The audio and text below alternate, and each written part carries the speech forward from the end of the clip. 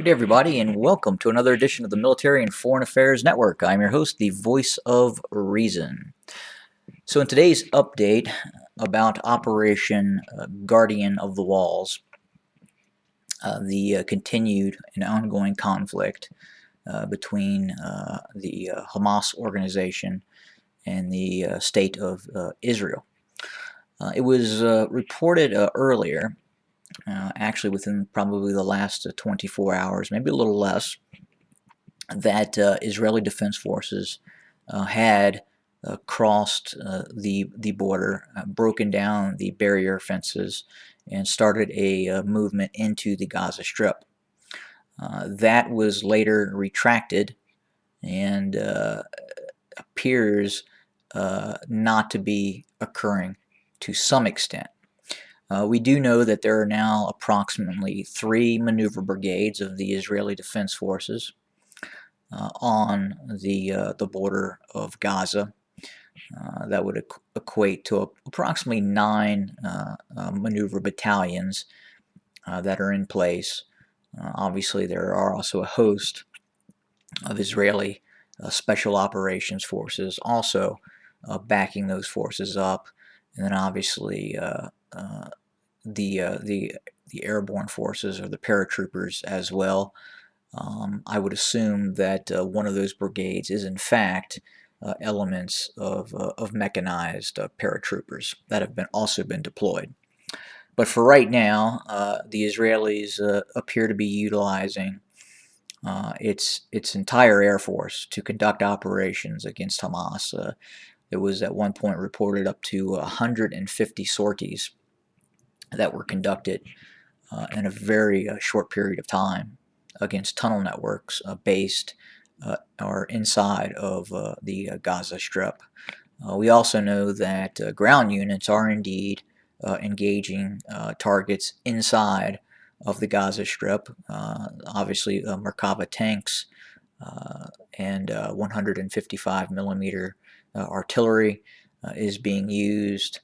There are reports at least 500 rounds of 155 millimeter artillery has been utilized against targets inside of the Gaza Strip. But for the most part, the Israelis continue to utilize its very powerful air force and drones to achieve a capitulation of the Hamas forces. It would appear that Hamas is under intense pressure with many of its leaders, KIA, killed in action. Quite possibly many of its top leaders. There are reports that upwards to over 100 Palestinians have been killed. I would believe that is going to be much higher as they continue to remove rubble of these large apartment buildings that have been destroyed and are able to identify people who have disappeared, so to speak. And I would suspect the casualty levels are much, much greater than probably what is being reported by hospitals and obviously the Hamas organization as well. But it would appear that initially there was some talk of a ceasefire, but it would appear that the Israelis have chosen to really press this and launch a serious punitive action against the Hamas organization, possibly to try and completely destroy it.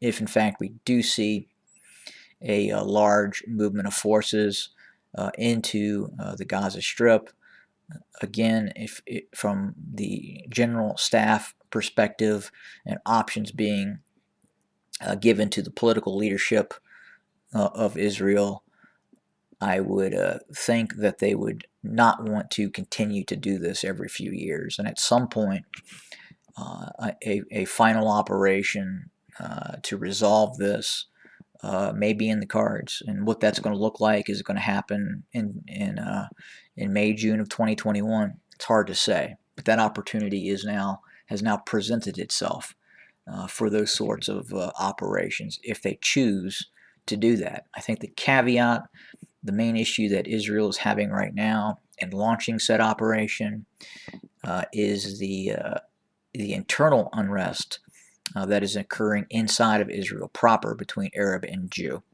And that is, I think, the one issue that is preventing basically from Israel all out destroying Hamas and to some extent the Gaza Strip.